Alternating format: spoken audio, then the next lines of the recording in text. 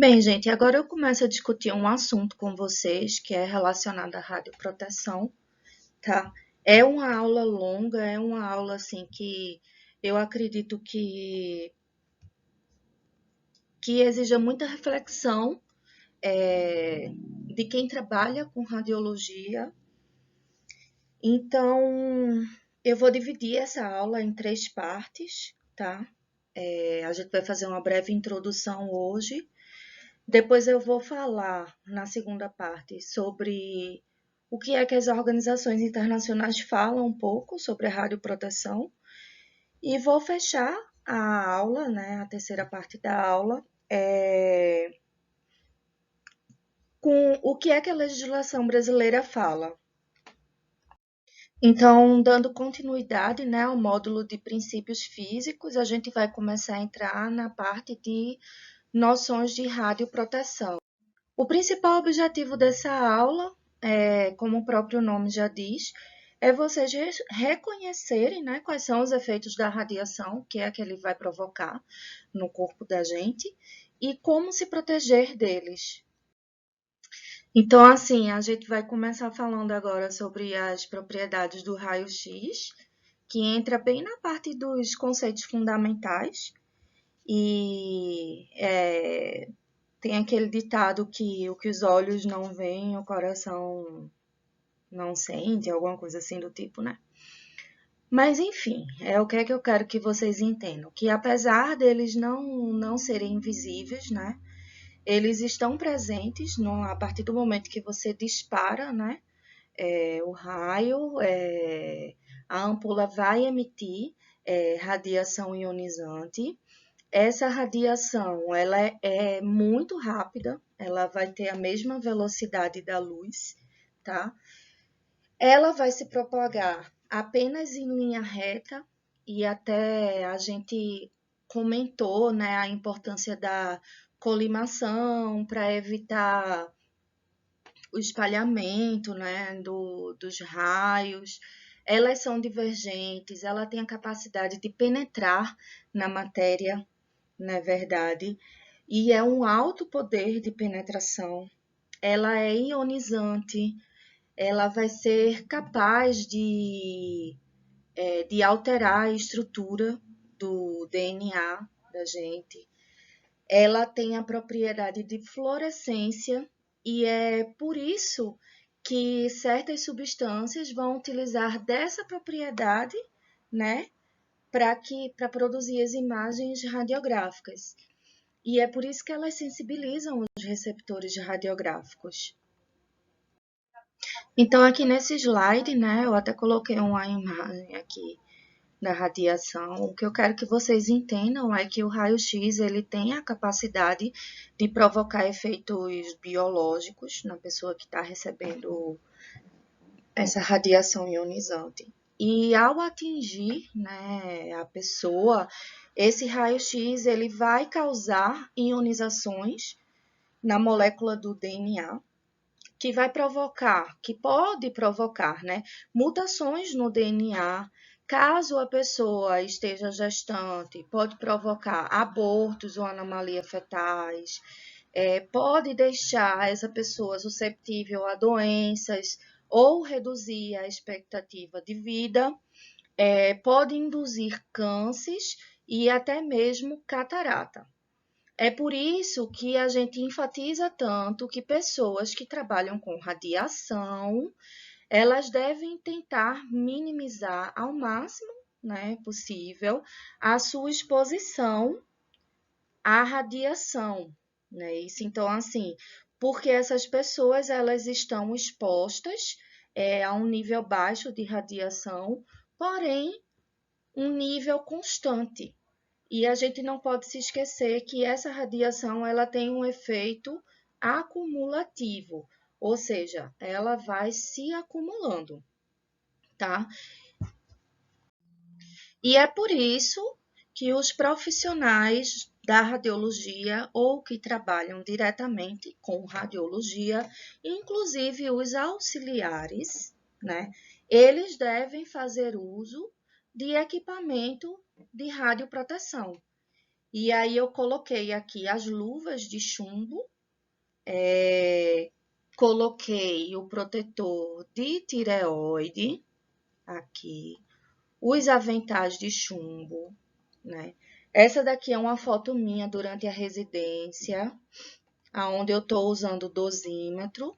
Esse dosímetro, mensalmente, ele era enviado, né, para a empresa, aonde a empresa ia medir a dose de radiação em que eu fui exposta no mês. Tem um limite máximo, que a gente vai falar posteriormente sobre isso, né? E caso a pessoa ultrapasse esse limite máximo, a pessoa é submetida a exames de sangue e, sendo comprovadas alterações, ela é afastada do exercício até que o nível de radiação, né, plasmático no sangue ele se normalize. Então, a gente fazia o uso das luvas, do avental de chumbo, do protetor de tireoide e do óculos.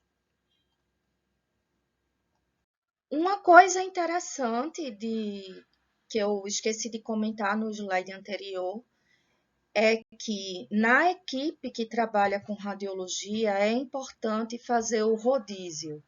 Então, assim, vocês que são diretamente o radiologista, tudo que vocês puderem fazer para não levar o raio diretamente, mesmo com equipamento de proteção, façam, né? Então, assim, se tiver um auxiliar, se tiver um estagiário que possa disparar para vocês, vocês posicionam, o auxiliar ou estagiário dispara, e aí vocês avaliam a qualidade da imagem.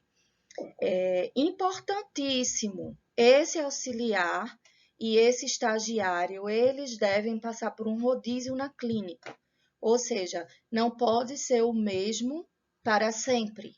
Porque o mesmo risco que vocês estão passando, né, que vocês passam, aquele funcionário ele também passa, tá?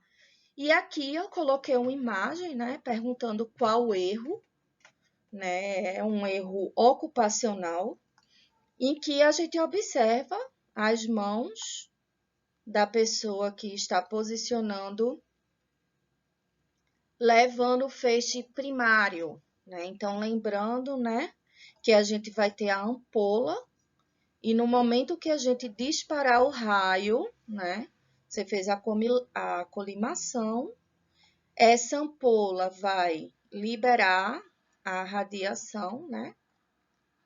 A colimação, ela vai direcionar a maior quantidade de feixe, né, de radiação, feixe primário, para a placa, e aí a mão desta pessoa está levando diretamente esta radiação, né? Isso aqui, com o tempo, pode trazer danos severos para a pessoa que está manuseando, que está realizando este ato. Então, assim, na prática, a gente pode ter instrumentos que podem ser muito úteis, né, para minimizar a exposição dos auxiliares. Por exemplo, uma calha, que ela vai ser útil não apenas para fazer o adequado posicionamento do paciente, mas também para deitar ele, ficar mais confortável, né? Fitilhos para prender perninha, prender bracinho, né? Caso o animal esteja sedado, sacos de areia.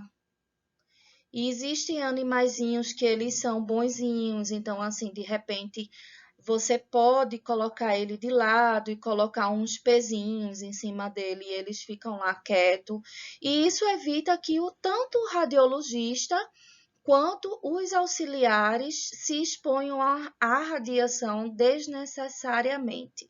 Na terceira parte da aula, eu vou mostrar algumas fotos para vocês, mostrando que isso é plenamente possível.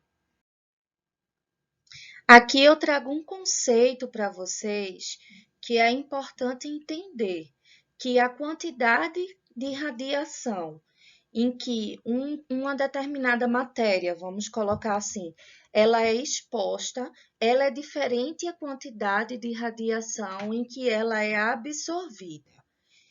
E isso vai ser extremamente importante na física da radiologia, porque é justamente este fenômeno que vai permitir as diferenças de opacidade dos materiais que estão sendo radiografados, né? Então, assim, não necessariamente um corpo, por exemplo, uma garrafa, ela vai absorver a mesma quantidade de radiação que uma banana, um exemplo. É por isso que quando a gente faz um raio-x de abdômen, a gente observa que o osso ele tem uma radiopacidade e o parênquima hepático ele tem outra radiopacidade. Por quê? Porque isso vai estar diretamente ligado à densidade do objeto e ao número atômico, só relembrando lá na aula de formação da imagem. Ou seja, quanto mais denso e maior o número atômico do objeto, maior a sua capacidade de absorver a radiação, certo? Então, assim, dois corpos que são expostos a uma mesma quantidade de radiação, não necessariamente eles irão absorver a mesma dose. O objetivo desta etapa é mostrar para vocês como que ocorre um exame radiográfico. Então, aqui nessa imagem, a gente observa que tem um animalzinho, né, que ele tá sedado pelo visto, né? A gente observa aqui que tem uma máquina, né, de anestesia inalatória. Os auxiliares, os veterinários que estão posicionando, eles estão quase que perfeitamente paramentados, né? Tá faltando óculos aqui, mas eles estão com luva de chumbo, aonde vai incidir o feixe primário, né? Para quem nunca teve contato com o aparelho de raio-x, aqui é a ampola, tá? O que a gente não observa neste exemplo, né? Em que colocaram a pobre da estagiária, né? Para segurar a placa entre o membro, né, do cavalo. Então, ela não está de luva, ninguém está usando óculos de proteção, não é verdade? Então, assim, ela vai levar toda a radiação na mão dela. E a partir daqui a gente começa a entender um pouco sobre por que é importante fazer essa segurança contra a radiação. Quais são os danos realmente que essa radiação pode provocar no nosso corpo e como que ela provoca? Então, os princípios de segurança, eles são baseados, né, em duas vertentes, né? Primeiro, a prevenção da exposição indesejada, como é o caso, e a exposição desnecessária, como é o caso daquela imagem que eu mostrei anteriormente. E segundo, a premissa básica da proteção radiológica é o quê? É que os profissionais eles devem ser expostos ao menor nível possível de radiação, que não causem anomalias significativas da doença. Quando a gente fala que não causa, não é que significa que não cause nunca. É que, assim, ainda não existem estudos que demonstrem que pessoas, né, submetidas àquele nível de radiação representaram doenças imediatas relacionadas à radiação. E aí nós vamos ter dois tipos de efeitos que a radiação vai fazer no nosso corpo. O primeiro é o efeito determinístico, ou seja, é aquele que a partir de tal quantidade você vai apresentar tal doença. E aí, como exemplo, a gente colocou a catarata induzida por radiação. Lembra lá a foto da necessidade do óculos? Todo mundo na residência tirava uma onda com minha cara, porque eu usava o óculos. E o efeito estocástico, que é aquele assim que não tem um limiar. Ou seja, não se sabe qual a dose necessária para que um câncer seja induzido por uma radiação, certo? É semelhante como se fosse fumar um cigarro. Tem pessoas que fumam um cigarro, tem câncer de pulmão. Tem pessoas que fumam cigarro a vida inteira e não tem câncer de pulmão. E aí eu coloquei aqui do lado a imagem do dosímetro, né? Que a gente normalmente deixa um dosímetro na sala, levando a radiação. Vai ter um dosímetro neutro, né? E vai ter um dosímetro que vai ficar no avental da gente. E aí, no final do mês, a gente pega esses dosímetros e manda, né, para a empresa, e a empresa vai dar lá. Fulaninho foi exposto a tal nível de radiação. E aí ele vai dizer se essa pessoa ela vai precisar fazer testes, né, sanguíneos para detectar o nível de radiação no sangue ou não. Dependendo da quantidade de radiação que essa pessoa tiver no sangue, ela é afastada de suas funções até esse nível se normalizar, tá? Por isso que existe o que a gente chama de uma dose máxima permissível.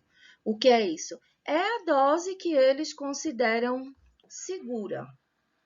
E aí, como eu falei, seguro é assim, não existe nada na literatura ainda dizendo que a partir daquela dose, né, que naquela dose a pessoa apresentou uma alteração que foi realmente comprovado relação com a radiação, mas não necessariamente não esteja relacionado. E aí eu vou finalizar essa parte, tá? Semana que vem a gente retoma esse assunto com uma frase para vocês refletirem, né? Se vocês até quiserem compartilhar no grupo, a reflexão de vocês é: qual o limite seguro em relação à quantidade da radiação? Falando em termos quantitativos, qualitativos, em termos do cotidiano, porque nós estamos expostos o tempo todo à radiação. Então, assim, quando a gente fica doente, a gente precisa realizar um raio-x, a gente precisa, às vezes, fazer uma tomografia computadorizada. A gente que trabalha com isso precisa realizar exames. Quem não trabalha precisa realizar e passar por exames, né, radiográficos. Então, assim, na opinião de vocês, qual é o limite seguro em relação à quantidade de radiação? Será que esse limite seguro ele vai variar conforme gênero, conformidade, estado fisiológico da pessoa? Aí eu queria saber a opinião de vocês em relação a isso.